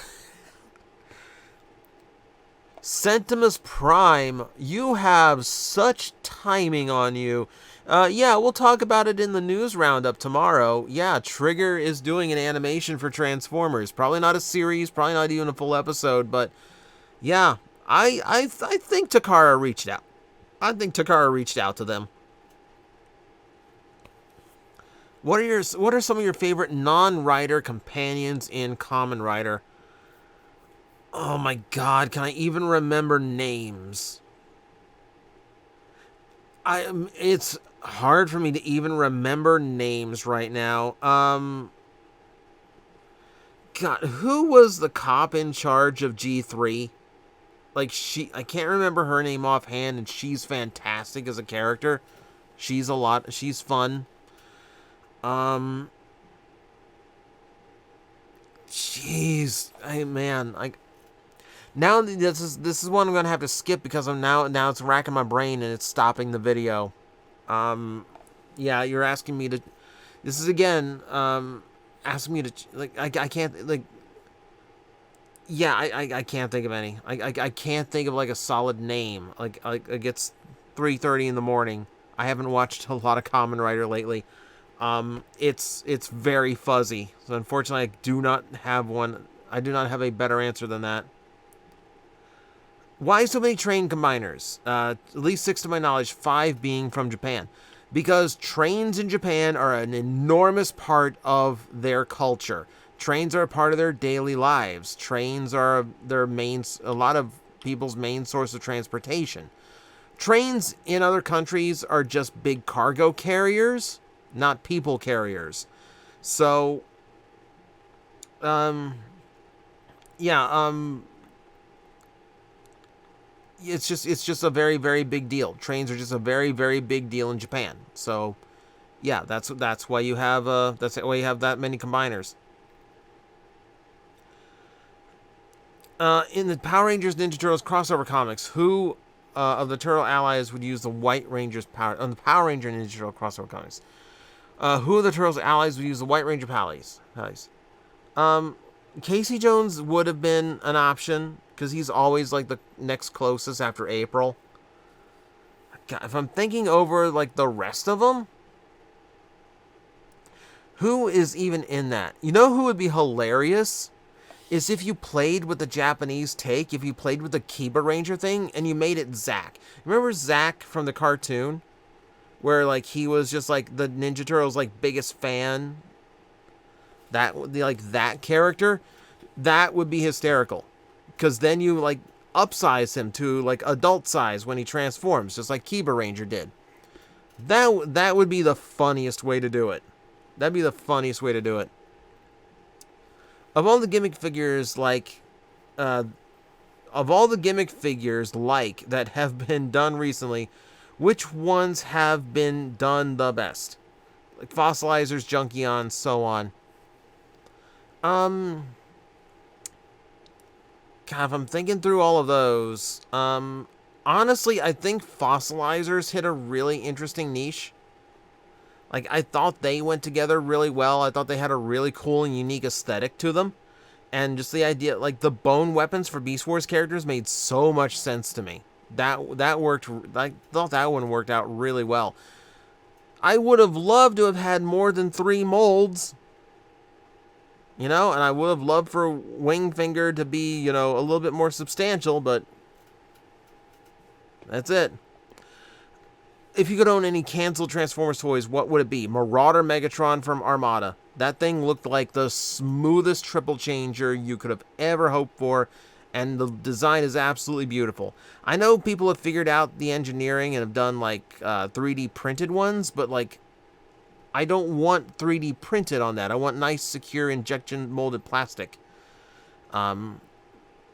But no, like, I've always loved that design. I thought it was a beautiful Megatron. I'm so upset that never came out. Let's see, do you think we could see a version of the scrapped version of Widowmaker from the concept art for TF4? This kind of goes back to a previous question here where, yeah, like, if they're doing concept stuff for the Bumblebee movie, they could absolutely go and do concept stuff for the other movies as well. I think right now they're sticking to concept Bumblebee stuff because it's G1 centric and like G1 flavored. But if it does well, yeah, like there's plenty of concepts that got left on the floor. Favorite Mega Man X game? I mean, it's a simple answer, but it's the first. I thought the first had such a nice balance to it. I love the weapons. I thought the weapons were the best ones in the X series. The music is fantastic. X1 has a fantastic soundtrack, one of my favorites on the Super Nintendo. So, absolutely the first. We've gotten 7 Beast Warriors as Masterpiece figures so far. Which ones do you think will be likely considered for that line? Waspinator's... I don't know how popular Waspinator is in Japan. He is in the US. Like right now, the glaring omission is Rat Trap, because we need to finish off the core Maximals from the first season. And then, that would lead to Air Razor. But we really don't, we've only got 2 Predacons so far. It's high time they figured out, Tarantulas, who might actually be a little bit simple now that I think about it. So would Scorponok, for that matter. Maybe Terrorsaur. Terrorsaur might be a really solid choice. If Robin Williams was still alive, what Transformers character would you see him playing? It would have to be someone just a little bit manic to kind of fit his personality. My go-tos would either be Skybite or IDW style Swerve. I think those 2 would be fun. Who should be in the TF Hall of Fame? Man, it's so hollow now. The Hall of Fame is such a hollow thing at this point. Frankly, I don't know who's in the Hall of Fame at the moment. So it's hard for me to say, to make a guess of, who would I throw in at this point. Who would I throw in? Is Unicron in? I don't know. I don't know. Is Hot Rod Rodimus in? I think Rodimus is in. Might have to start going to the Beast cast. Might have to go, throw in Cheetor or Rat Trap. I don't know. It's hard to say when I can't even remember the Hall of Fame. It's so unsubstantial now.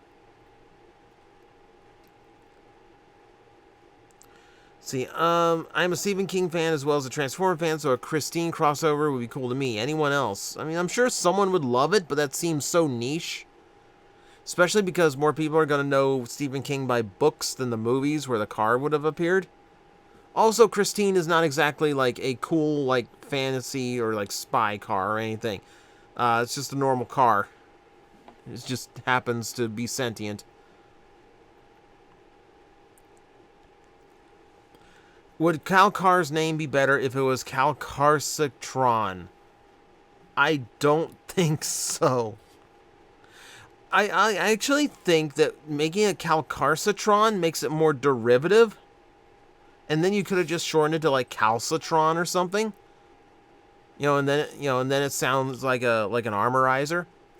At least Calcar, bad as that name is, at least it stands out. Do you ever miss the old days of IDW comics, yes or no? I mean, Skybound's doing great stuff, but yes, I loved IDW 1.0. I could have kept reading that universe forever. I really could have. I wanted more Lost Light adventures. I wanted more of the Scavengers. Do you want Kamen Rider to get more American adaptations? No. Because we've seen from Power Rangers that, that format and that formula, that style, it just doesn't connect anymore. It just doesn't work over here. So, I think if you tried adapting Kamen Rider again, I think you just get another failure. I think the time has come and gone. All you really need to do at this point, just dub it and just, do the Ultraman thing. Dub it and simulcast it. Rather than just adapt it, just, translate it. Have you seen the teaser trailer for the new anime, The Red Ranger Becomes an Adventurer in Another World? In fact, I've read the manga, and I think the manga's a lot of fun, because I love sword and sorcery stuff, and then you throw a Power Ranger into it to cause chaos. Yes, I've seen it. I'm really looking forward to it. It's one of the few animes I might actually make time for. Did you ever see any episodes of Machine Robo Revenge of Kronos? No, I did not. Mostly because I don't even know where to find episodes of it. Let's see. What would you think if Lego and Hasbro did a line of sets that transformed into minifigure scale vehicles, i.e. around the scale Lego vehicles of the size? Aside from being smaller, therefore more affordable than the icon figures. Also mean that they would more or less be in scale with Lego City. So Hasbro wouldn't be doing this. This is all Lego. You would not be able to get them to transform and do that, because then they would have to have, because to be scaled for minifigures, they would have to have minifigures, they'd be able to fit minifigures inside them, which would mean a lot more difficulty in engineering them. You would have to you'd have to like Creo it, where you disassemble it and rebuild it into the other mode, which Lego does for they're like 3-in-1 sets, so it's not unfeasible. I don't know, like, I think if you made them that small, I think you'd have a really hard time actually like converting the bricks into something that really like correctly looked like the Transformer character. I think that's where the difficulty would end up being.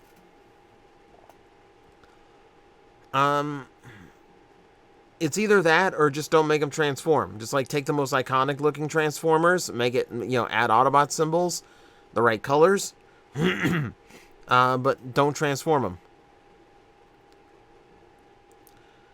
What are your thoughts on Transformers toys having glow-in-the-dark eyes? My thought is, if they had glow-in-the-dark eyes, I'd have to turn out the lights in order to see it, and then I'm not able to enjoy the toy. So I think it's counterproductive to an actual Transformer. Let's see, which non-Transformer toys you own? Could be a plastic victim if it was a Transformer. Oh my god. Probably like some of the Marvel Megamorphs that I've had, like those like Toy Biz transformable ones have been pretty awful. I think that would probably be the direction to go in. Opinions on DC and Marvel. I've had so much DC and Marvel. That's probably going to have to be the title. So I'm going to have to come up with a crossovers Spider-Man toy for the thumbnail photo. DC, I think, takes itself too seriously, and I think is way too reboot happy. Marvel needs to just stop doing the back and forth Mary Jane Peter thing and just let Peter and Mary Jane be happy together. I'm so sick of the brand new day status quo. Please fix. Marvel lately, honestly, has not been hitting for me. They just finished off the Krakoa stuff in X-Men. I hated the Krakoa arc. I don't like the idea. It feels so counterintuitive to everything the X-Men have done before. It's like Magneto tried this, and he was a villain for doing it. Now Xavier has the exact same idea, and everyone goes, oh, this is great. Let's completely abandon the idea of getting along with humans. Yeah, let's just leave. If you're going into, the cultural stereotypes that the X-Men are supposed to be, examples of, I think giving them their own place and their own continent to leave to is really the wrong approach. Also, I hate the resurrection thing, because you're not resurrecting the character, you're just making a homunculus that's programmed to think they're the original character. So, Wolverine died in space along with a bunch of other X-Men, and the guy that's in the yellow and blue right now is just an imposter. He's just a ball of flesh that was designed to think he was Logan. I hate that. I hate that. Why does Cybertron Optimus have no wings for the have no pins for the wings when the Japanese release does? Safety for one, because if those are very long pieces and they fail drop tests for US toy standards. Also, packaging. It made it really difficult to package if the wings were all one piece like that. Do you think that Hasbro will do the other DJD characters as toys? Do you think the Transformers could be Disney? Okay. You asked 2 questions. That's a party foul. I will answer the first and just say no, because I think they are... I think you get away with Tarn because Tarn's such a cool design and he appeared in Cyberverse. I don't think you get away with the others because the alt modes are too weird, and if you change them to make them not weird, then they're going to upset fans the same way the 86 Megatron has done. Yeah, you got a no-win scenario with the rest of them. Do you think we'll ever get a collaborative toy that is a Beast former? Maybe. It's actually a very salient point. We have never gotten a Beast crossover figure. Well, actually... Wrong. It's almost 4 in the morning as I record this. Work's gonna suck tomorrow. But also, they've done 2 Jurassic Parks. They've done Jurassic Park one, so we can't really answer that question because it actually has been done. Do you like Gravity Falls? Unfortunately, I've never had the chance to sit down and watch Gravity Falls, so that's unfortunate. I can't, so I don't really have an opinion on the show. What Mega Man game is your favorite and why? It would be split between Mega Man X for the aforementioned reasons and Mega Man Legends, because I love the story and the characters of Mega Man Legends and the way of expanding the Mega Man gameplay. It's what I don't like about modern attempts to do Mega Man, is that they're stuck in doing what they did in the in the 80s for that character, instead of letting him progress the way Sonic and Mario have. So X and Legends. Why is Gills my favorite Kamen Rider? Love the suit design, love the color scheme because it's green, black, and gold. That's like my ideal color scheme, even though it's not my brand colors. I still regret that. Brutal combat style, like he's just absolutely vicious, and he's a character that gets kicked down the most out of any Kamen Rider I've ever seen, and he just comes back angrier than before. Nothing stops the man. How would you react if Bonaventura announces a new Vampires movie that is a prequel, sequel, maybe reboot spin-off to the Transformer films? Bonaventura and Vampires are both, you know what? Given the quality of these two things, they belong together. I would not object to this. They're meant to be.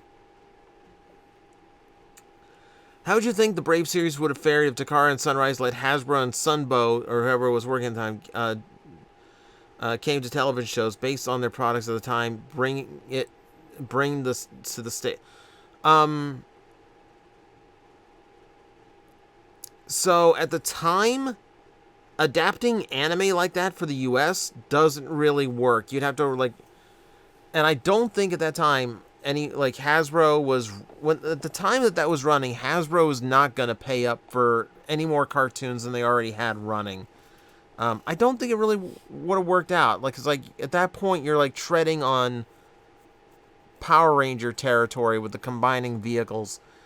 That would have been doomed to fail, frankly.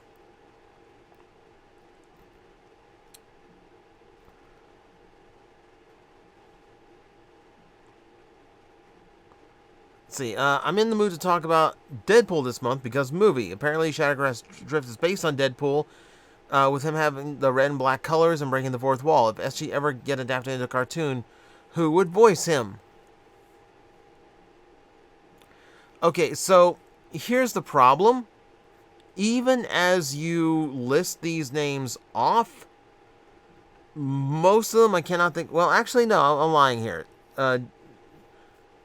The first 2 names I'm not, but the 4 afterwards, okay, yeah.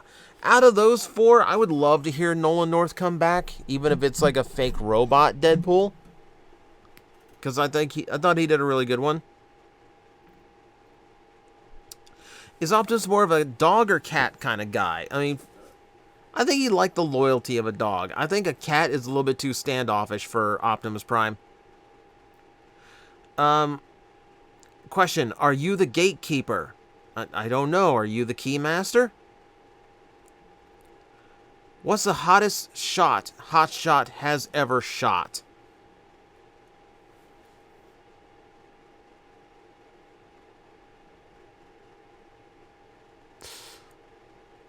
I don't know. They did that whole that like every missile at once thing in Cybertron when he was Cybertron Defense. I think that's the closest I could get.